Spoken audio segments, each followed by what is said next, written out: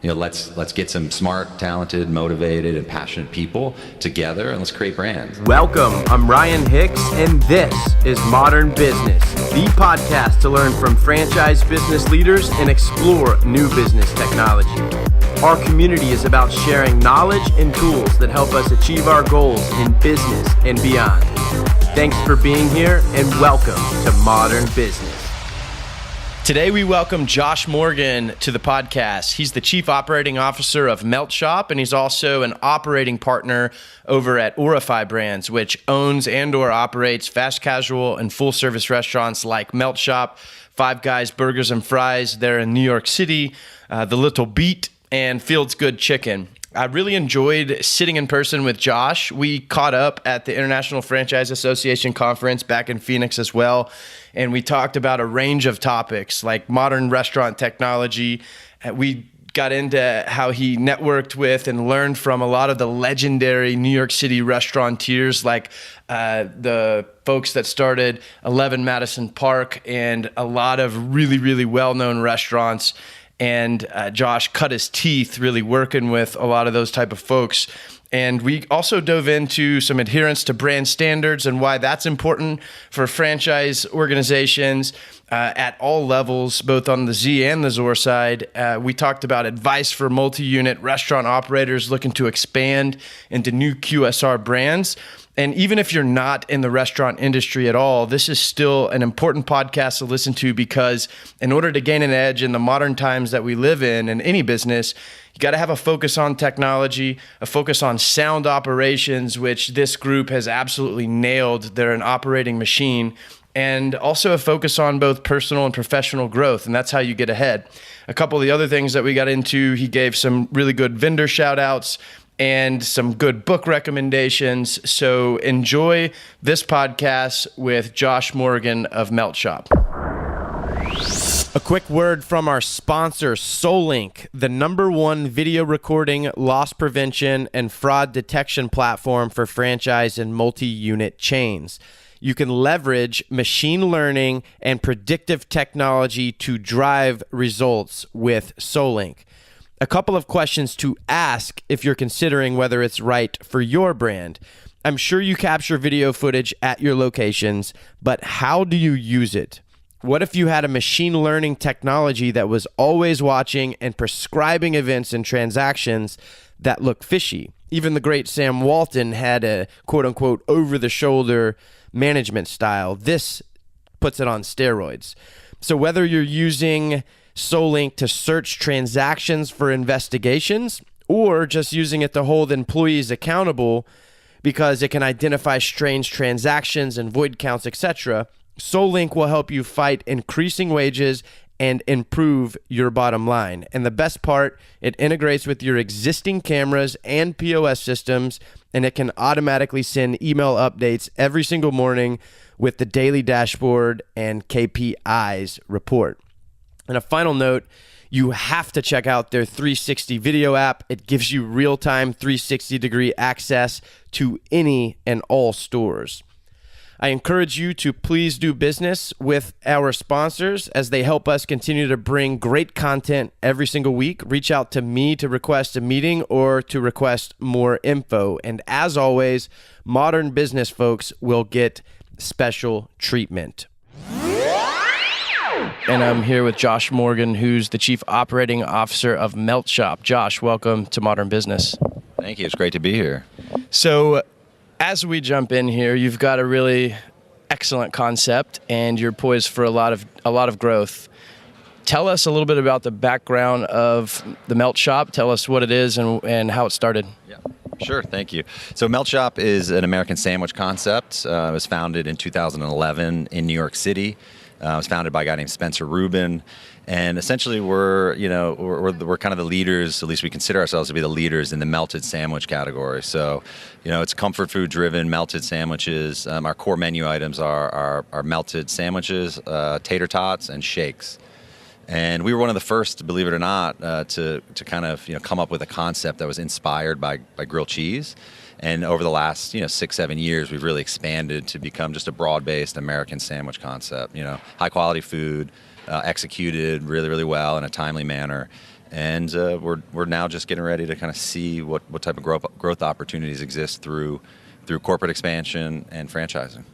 Excellent. I'm going to actually pause it because that's... So tell us, for our listening audience out there, how are you different? There's a lot of different sandwich shop concepts. Talk about how you're different, how you differentiate. Sure. Yeah, look, the sandwich category is a massive category in the space, and the one obvious way we're different is that if you look at the majority of sandwich concepts out there, they exist in that kind of traditional deli style hoagie sandwich market. So we consider ourselves to be kind of the leaders and progenitors of the melted sandwich category. And when we started back in 2011, we were one of the first people to be in that niche space. And then over the last several years, there's been a lot of competition, but we're one of the only people out there that have achieved a relative amount of scale, but have also spent the years really focused on systems and process. So how do we achieve high quality product in a very short time period? Our time standards are 5 minutes. And that's easier said than done. It takes a lot of automation and systematization, and because of that, we've been able to make the business model work where a lot of others have failed. Tom and Cheese Boy, or other brands, regional brands in parts of the country that have tried to do what we're doing and just have had a tough time kind of getting to where we are. And we think that's based on not only an original concept, but execution. It's all about this business is all about high quality execution consistently. You can't do it once, you got to do it over and over and over again, and it's got to be fast and it's got to be quick, and the customer experience has to be great. So I think other than just being within the niche of the category, we're process guys. We're we consider ourselves to be true operators, always evolving, always trying to pull complexity out of operations, make things quicker, make things more consistent. And there's a lot of people that don't do that, or don't do it to such a degree that we are. I mean, we're maniacal about those things, and I think that kind of sets us apart. And ultimately, the proof's in the pudding, right? You gotta have people that come into our restaurants for Discovery Day, and they got to be able to see it and feel the high quality nature of it, the experiential component, and they'll see the process behind what we try to do. Talk a little bit about some of the technology that you're using to aid and abet that. You mentioned automation, systemizing, good experiences, etc. What do you provide your franchisees in terms of technology to help them execute? Yeah. So there's a couple different levels of technology, from equipment to marketing, loyalty. But one of the things that we developed first, which has had probably the most impactful part of our business is kitchen equipment technology. So we went through phases of iteration where we were working with grills, then we were experimenting with Electrolux, microwave technology, and then we ended up implementing in all of our locations conveyor belt technology. And it's impingement air, and it's all about consistency. So any single conveyor belt in the kitchen. Exactly. So every sandwich goes through a conveyor, just like Papa John's goes through a conveyor. So we use that product, and it's had a drastic impact not only on consistency, the maintenance of the quality of our sandwiches, but most importantly, time standards. We're extremely focused on time standards, and just that implementation of that one technology has had a massive impact. And then now we look to do that everywhere. So whether it be the fryer that we're using or the hot hold units, it's amazing, how vast, the technology is in the kitchen equipment space. And then you can layer on all sorts of other technology, from just integrated systems related to your POS, your online, ordering systems, loyalty apps. We use a system called Level Up, which all is targeted toward. Yeah, they're great. They're Boston-based, right? Great, yeah, great company, and it's all about making the guest experience just seamless, easy, friendly, and engaging. So technology obviously is a big part of how we're growing. And look, we haven't figured it all out. There's still things we're exploring. There's still areas of opportunity, but those are some examples. When you look at an ideal franchisee for your system, Tell us about the profile. What does that look like? Who are you looking to bring into the organization? So the best way to describe it would probably be to share some information about our first development partner. We just signed a development deal for 21 restaurants in the greater Philadelphia area.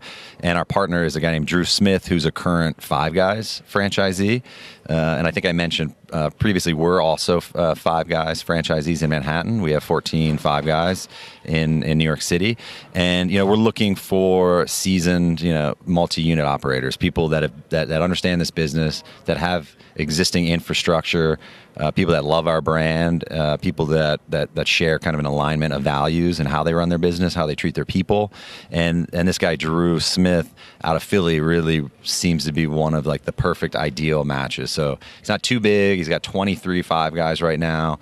He loves Melt Shop. He's looking to scale his existing infrastructure. So he spent years building this infrastructure with Five Guys and now can layer on another brand in the exact same market and really double his business with economies of scale of he's got infrastructure, he's got operators, he's got marketing, he's got finance. So really people in that kind of that threshold, so been in the business a while, have probably 20 plus units and are at the time in their own evolution of their business to take on another brand. We see domestically as kind of the perfect fit for our brands.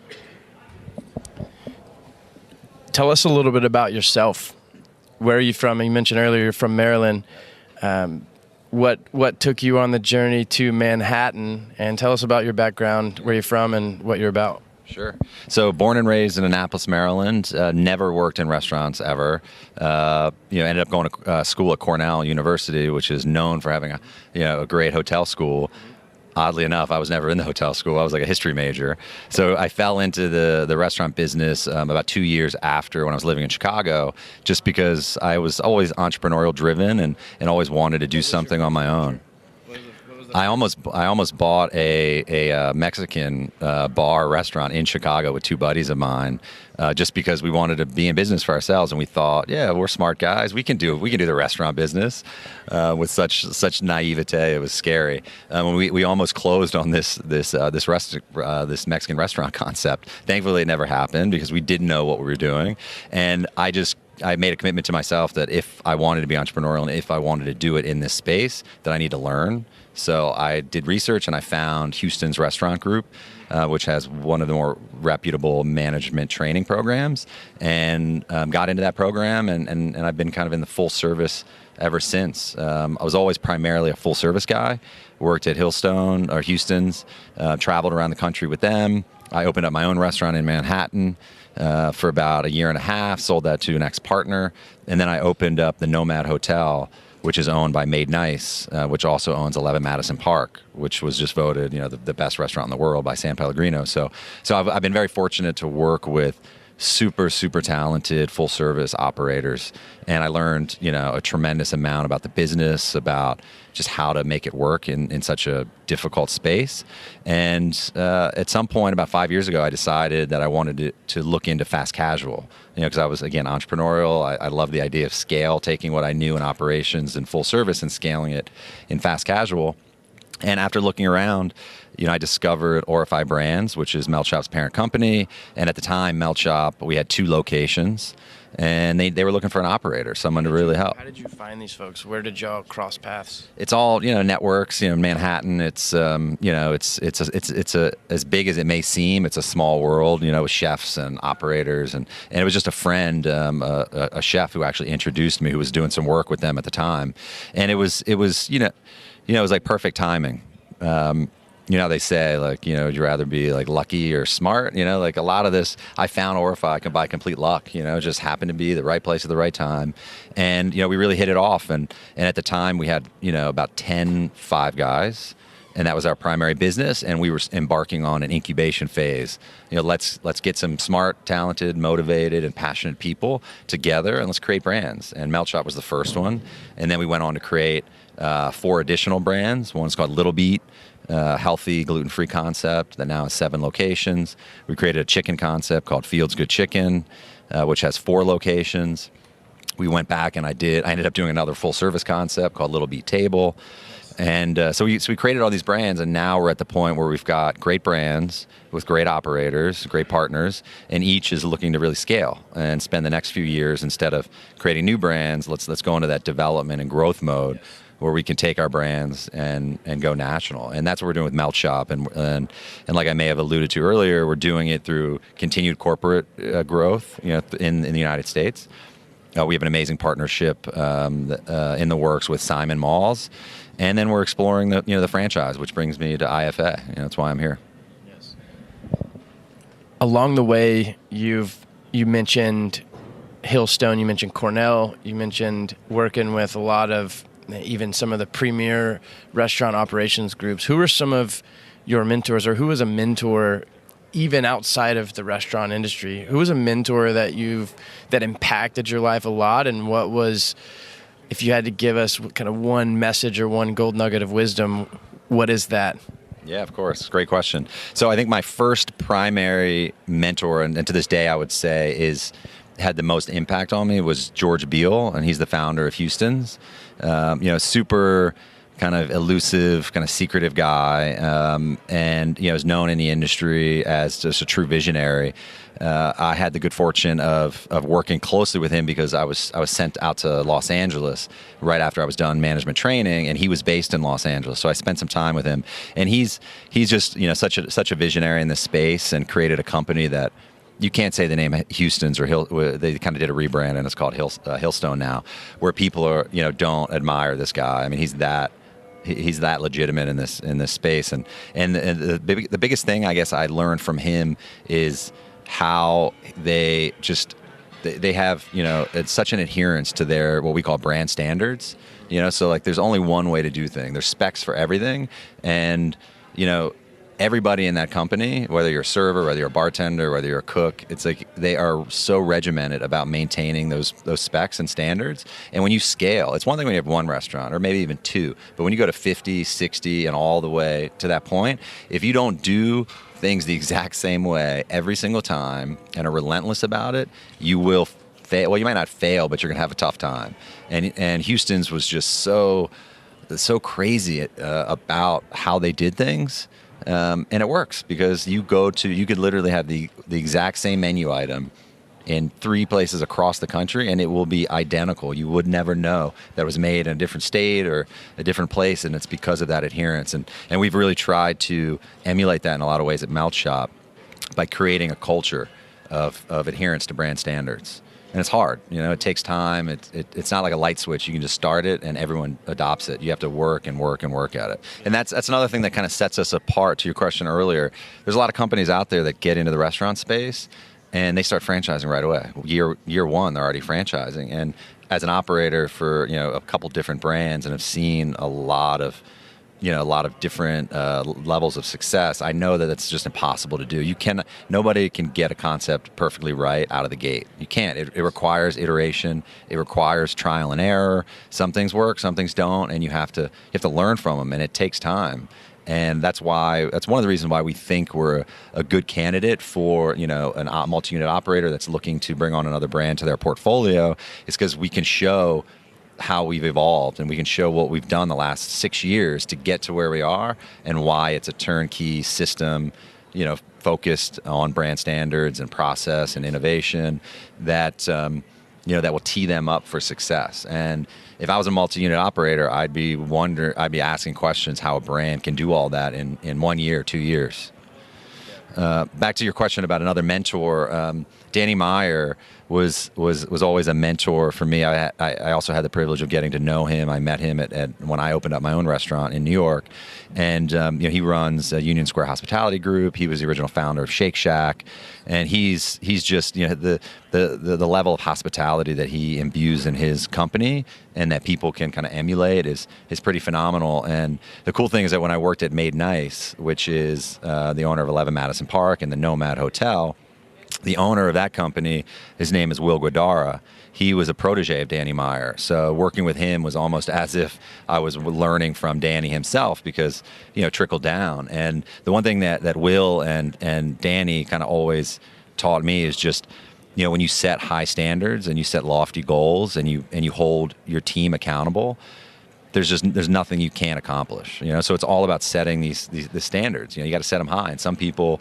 it's easy to get complacent, and you kind of think you've arrived. You get there, and you think, all right, we're good enough. But what they really taught me is how you can just achieve just crazy levels of success by just trying to always be better and always evolving and raising that bar. There was a definition of leadership that I recently heard that basically said leadership is always setting the bar. Now, there's standards is, you want to have high standards and adhere to them, but also when you're setting the bar, leadership is setting the bar slightly out of reach, but always holding them accountable to push every inch that they can towards reaching the bar, and then once they reach it, set it higher. How would you define leadership? Like, it's just in general. Yeah, I mean, I think the way you just put it is a really, really important kind of way to talk about leadership, and the dynamic between me and Spencer Rubin, who's the founder. He's the CEO now. I'm the COO, and we really balance each other out in that respect. So he's a visionary. He's always trying to evolve. He's always trying to make the product that much better. And even though I believe in that, I tend to gravitate a little bit more towards those brand standards and consistency and operations. And exactly. So we're literally like two ends of the spectrum. And I think ultimately, he wins sometimes, I win sometimes, but we meet usually probably in the middle. And so it's a great way to balance exactly what you're saying. There's a book that I was just reading, and it talks about the concept of equanimity, and that's exactly what that is. I want to shift over on the personal side. I want to ask a couple of quick questions as we wrap up here. Before we do, as you're in 2018 and 2019, what are some of the other, you mentioned Level Up. Are there any other excellent vendors that you work with? And also, what technologies do you have your eye towards in the future? Yeah, it's another good question. And the reality is we're still figuring that out. I'd say our technology over the last couple of years has been an area of opportunity for us. We recently switched to a POS system called Brink, which is owned by PAR, which we're very happy with that system. But making sure everything is integrated across the board. So when you add in loyalty, mobile ordering, online presence, it making sure all these things are integrated, even when you tackle on delivery. So we do delivery in Manhattan, and who's powering that? So we. Level Up, we're basically getting ready to upgrade our loyalty app, which will have a whole mobile ordering. So, tablet-based and mobile-based ordering through the app. Sean over there, or do you not interface? Sean. I've a couple of the guys, our marketing team tends to handle that right now, but I know I'm just a fan of the company. Yeah, I met the founder, who's a really sharp guy. Seth, exactly. So we've had a couple, talks in the past, and what's cool about them is they got into the space, but they've been evolving as well. So they're always getting better. So we're getting ready to go kind of all in on Level Up to power our mobile, our browser-based, ordering, and that'll all integrate through Brink online ordering platform. So it's hopefully a very seamless integration. And then for delivery, a lot of it is about your order generation. Where are you getting your orders from? So we get them from Grubhub and Seamless in Manhattan. And then it's about the logistics side. Who's delivering the orders? We used to do delivery logistics on our own. Disastrous. It was a disaster. So we've now recently switched to a company called Relay.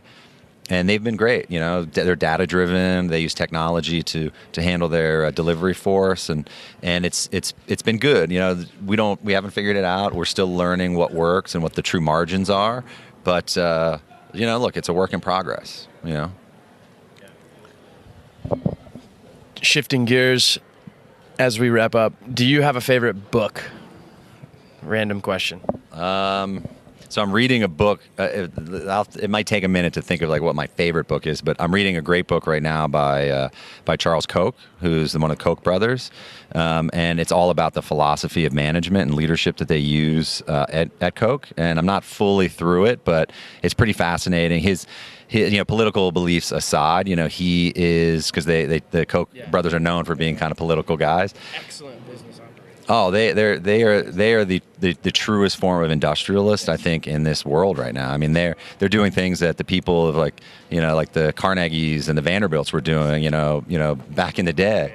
So it's you can't ignore, whether you believe in them or not. You can't ignore the fact that their business is incredible and what they've done with it. And the cool thing that resonates with me is that he's all about market-based. That's what he calls it, market-based management, and it's applying his belief in the capitalist principles into businesses, because he thinks that businesses are just like smaller microcosms of society.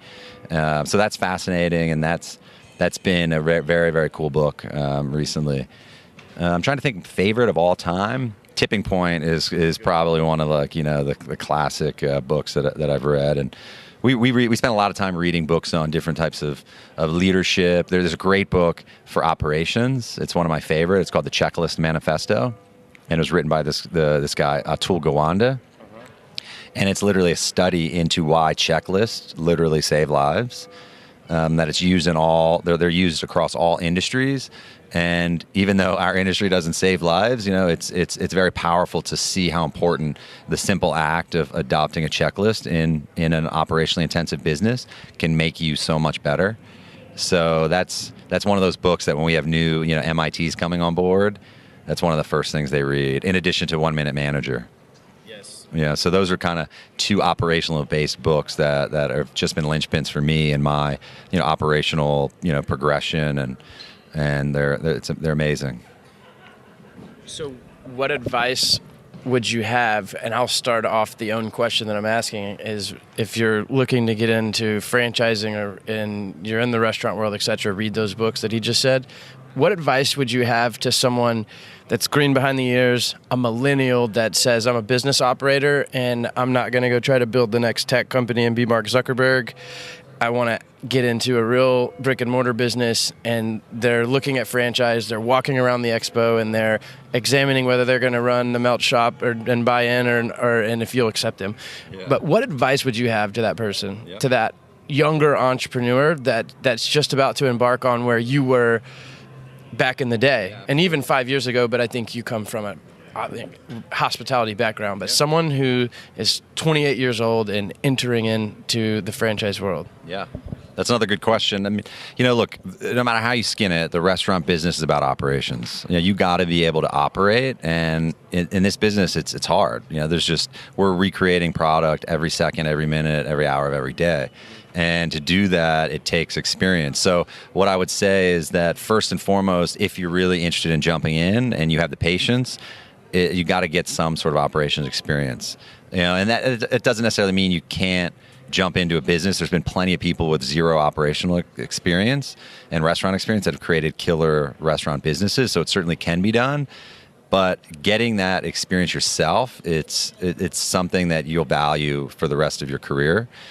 Second to that, if you're if an entrepreneur, which most entrepreneurs are, they're motivated and they're hungry and they just want to go, certainly find another operator that has incredible experience. Don't waste your time trying to just figure it out all on your own. And even if it costs money and you might have to spend some resources for your first couple of years, it's worth it to have that person on your team. Make them a partner, make them an operating partner, give them a little skin in the game. It's just so worth it. It amazes me when you find an entrepreneur that doesn't get the concept of partnering with someone, and because they want it all for themselves, or this, that, and people, I believe it's a lot of people's demise. Yeah.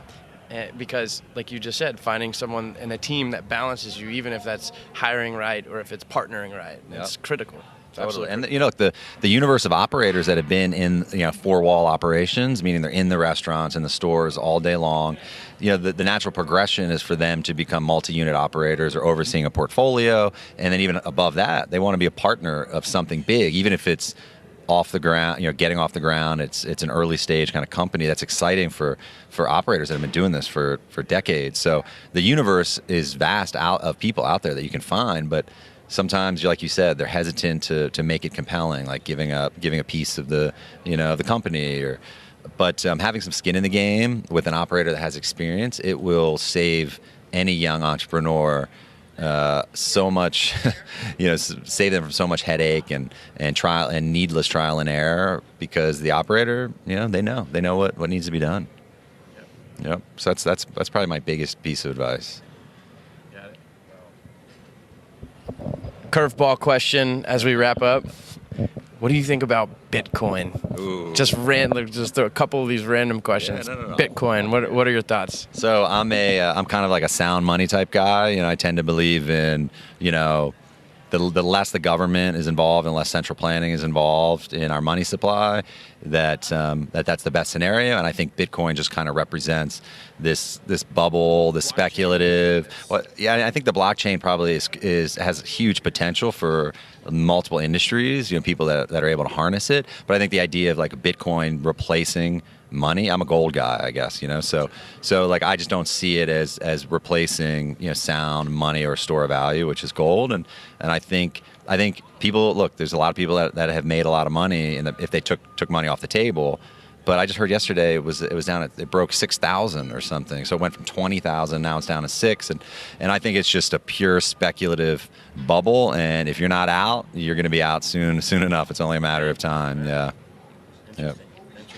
Yep. Well, we'll end it at that, because, and by the way, to the listening audience, thank you for tolerating the background noise. We're hanging out here in the conference show floor, I guess you should say. But we will go ahead and wrap it up. Any parting words, mini graduation speech for folks out? Just a little rah-rah motivational sentence or two.